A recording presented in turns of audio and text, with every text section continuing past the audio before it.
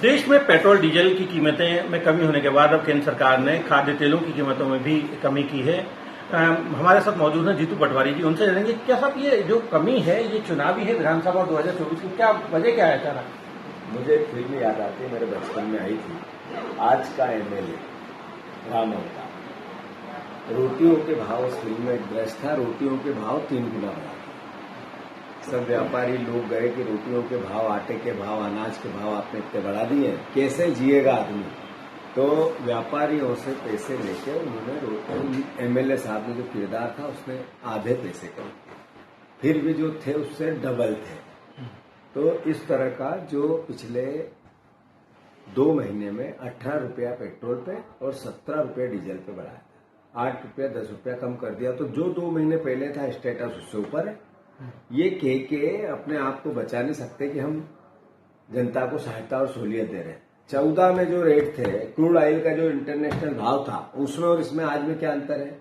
2014 में मनमोहन सिंह जी जब प्रधानमंत्री थे, जब एक्साइज ड्यूटी कितनी थी और आज कितनी है? सीधा 10 गुने का अंतर है। तो ये मूर्ख बनाना, सजबाग दिखाना, जनता की लूट में थोड़ा छूट दे देना, ये अपने आप में अपने आप को बचाने की भावना है। और फिर शिवराज सिंह चौहान क्यों नहीं कर रहे? जब नरेंद्र मोदी जी ने भाषण के कहा कि शिवराज सिंह चौहान तुमने बढ़ाया है, राज्य सरकारों को कहा, तो अब उन्होंने घटाया, तो ये भी घटाया। देश के आम आदमी को और तकलीफ यातना न दे सकता। शिवराज जी तो खिलौने एकत्र करने के लिए निकल रहे हैं हाट ठेले पर साहब। 18 साल का मुख्यमंत्री 18 लाख बार ये बात कह चुका है कि भांजे भांजियों, वो भांजे भांजियों के यहाँ भांजे भांजी नए हो गए, तांजे तांजी हो गए। तो अब ये बताओ, उसके बाद ये शिवराज सिंह चौहान खिलौने मांगने निकल रहे हैं, बांटने नहीं निकल रहे हैं, मांगने निकल रहे हैं। प्लेन लाए 118 करोड़ रुपए का, वो तो सरकार के पैसे से लाए। और हेलीकॉप्टर खरीदा, वो सरकार के पैसे से खरीदा। और बच्चों के खिलौने मांग के खरीद के देंगे। ये शिवराज सिंह चौहान की नोटंकी, मैं मानता हूं कि मध्य प्रदेश को शर्म से शर्मसार कर। बार बार सब नरोत्तम मिश्रा साहब का बयान आता है कि राहुल जी न राष्ट्र के हुए न राम के, क्या कहना चाहेंगे? नरोत्तम मिश्रा जी भ्रष्टाचार के पर्याय है। जहां तक प्रश्न है कि राष्ट्र की, तो उनके पिताजी थे, नरोत्तम मिश्रा जी के पिताजी नहीं थे जिनने देश के लिए शहादत दी, राहुल गांधी जी के पिताजी।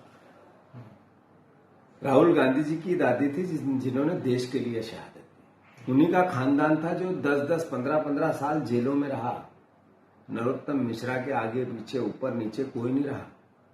नरोत्तम मिश्रा ने जो एक राजनीतिक स्वतंत्र भारत की होती है उसको जिया है, उसको भोगा है, उसका चीरहरण किया है।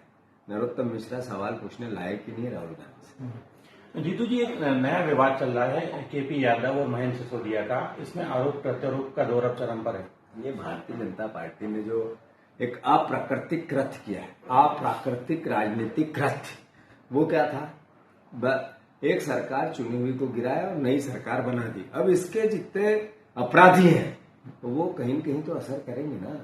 केपी यादव जी ने क्या गलत कहा?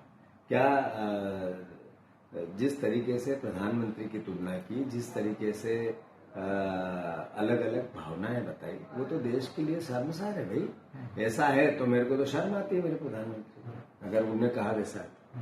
कांग्रेस जो एक सब बदलाव की बात अब हो रही है, जयपुर चिंतन शिविर के बाद अब माना जा रहा है कि युवा नेतृत्व को मौका मिलेगा। कैसे सीन बदलेगा, ये क्या होने वाला है? समय बताएगा। और मैं मानता हूं कि इस बार मध्य प्रदेश में और देश में भारतीय जनता पार्टी ने यातना देने में कोई कसर नहीं छोड़ी। अगर एक वाक्य में इस सरकार को, नरेंद्र मोदी जी को अगर कुछ बोला जाए, यातनाओं की सरकार। और यातना सिर्फ आम आदमी को, गरीब को, बूढ़े को, बुजुर्ग को, नए नौजवानों को, पेंशनरों को, किसी एक वर्ग को नहीं छोड़ा जिसको यातना नहीं। और कसर रहती है तो फिर पोलराइजेशन करते हैं, हिंदू मुसलमान करते हैं, दंगे करवाते हैं, मॉब लिंचिंग करवाते हैं। भारतीय जनता पार्टी के लोग उनके पीछे मॉब लिंचिंग करते हुए निकलते हैं। तो ये बहुमत इतना बड़ा मिला, उसकी सजा देश कितनी भोगेगा, वो देश में चल रहा है। नहीं, लेकिन जो पिछले जो कांग्रेस का नेतृत्व था प्रदेश का, वे सीनियर लोगों के हाथ में रहा। लास्ट के 3-4 चुनाव देखें तो हम यहीं के वरिष्ठ लोग रहे। तो अब वो वाली पीढ़ी खत्म होगी या नए लोग आएंगे? किस तरह से मैनेज होगा ये? मैं मानता हूं कि कमलनाथ जी ने एक सपना देखा था। 15 महीने की जो सरकार उन्होंने चलाई, एक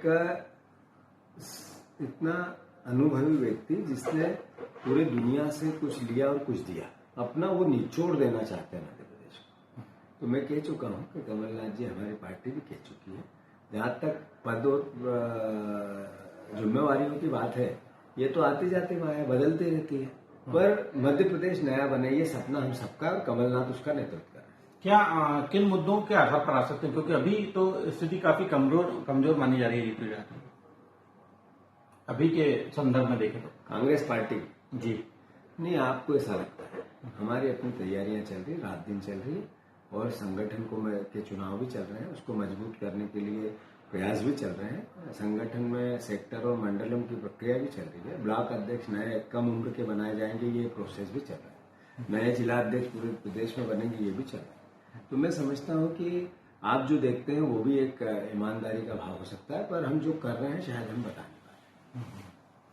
ये थे कांग्रेस के पूर्व मंत्री जीतू पटवारी जी, जिन्होंने साफ स्पष्ट कर दी कि कांग्रेस की बड़ी तैयारी है। हालांकि आने वाले समय में जयपुर चिंतन शिविर का असर मध्य प्रदेश में भी देखने को मिलेगा। ये पूरा मुझे इंदौर से सिद्धार्थ माछीवाल, ईटीवी भारत के लिए।